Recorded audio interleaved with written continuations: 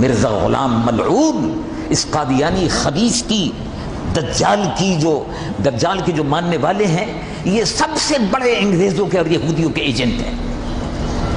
مسلمانوں میں ختم نبوت کے عقیدے کے خلاف تحریک پیدا کرنا، حضور پرنور صلی اللہ علیہ وسلم کی شان اقدس کی گستاخیاں پیدا کرنا، سب سے بڑی گستاخی تو یہ ہے کہ کوئی یہ کہے کہ رسول اللہ کے بعد بھی کوئی نبی ہے، اس سے بڑی کوئی گستاخی نہیں ہے۔ اور ہمارا عقیدہ یہ ہے، ہمارے سید الائمت سراج الامہ امام اعظم ابو حنیفہ رضی اللہ عنہ، ہم حنفیوں کے پیشوا جن کے ہم مقتدی ہیں، ہم حنفیوں کے امام اور پیشوا سید الائمہ سید التابعین امام اعظم ابو حنیفہ رضی اللہ عنہ وارضاہ ارشاد فرماتے ہیں کہ ایک شخص آیا اور اس نے کہا کہ آج کل ایک شخص نے نبوت کا دعویٰ کیا ہے، یہ تو ہر دور میں دعوے کرتے رہتے ہیں، پاگل، بھوکے، ننگے، لالچی، پیسہ کمانے کے لیے، جیسے پیسہ کمانے کے لیے لوگ پیر فقیر بن جاتے ہیں، مجذوب بن جاتے ہیں،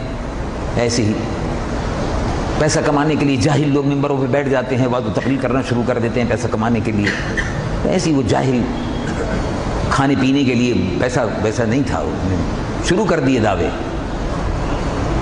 تو اس نے نبوت کا دعویٰ کیا ہے، میں جا رہا ہوں اس کے بعد، میں ذرا اس سے پوچھوں گا کہ اس نے کیا معجزہ دکھایا ہے۔ اللہ، امام اعظم ابو حنیفہ رضی اللہ عنہ وارضاہ نے فرمایا، خبردار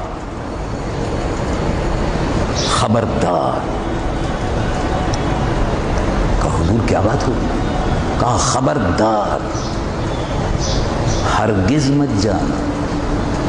کہا حضور بس امتحان؟ کہا ہرگز نہیں۔ کہا حضور اس سے معجزہ پوچھوں گا کہ کیا تم معجزہ دکھا دو؟ کہا ہرگز نہیں۔ جھوٹے نبی سے رسول اللہ کے بعد نبوت کا دروازہ بند ہو گیا، جھوٹے نبی سے معجزے کا مطالبہ کرنا بھی کفر ہے، کفر ہے۔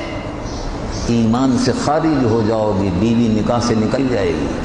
خبردار، کسی سے معجزہ طلب کرنے کا سوال ہی پیدا نہیں ہوتا، کسی سے نبوت کی علامت اور اس کے سلسلے میں کچھ کہنے کا سوال ہی پیدا نہیں ہوتا۔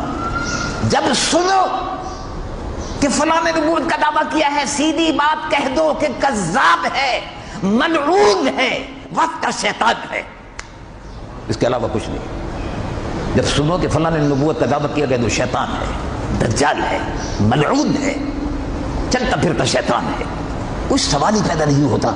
رسول اللہ حضور پر نور سید العالمین محمد رسول اللہ پر یہ پوری کائنات قربان ہو، حضور پر نور تشریف لائے، اب آپ پر نبوت کا دروازہ بند ہو گیا۔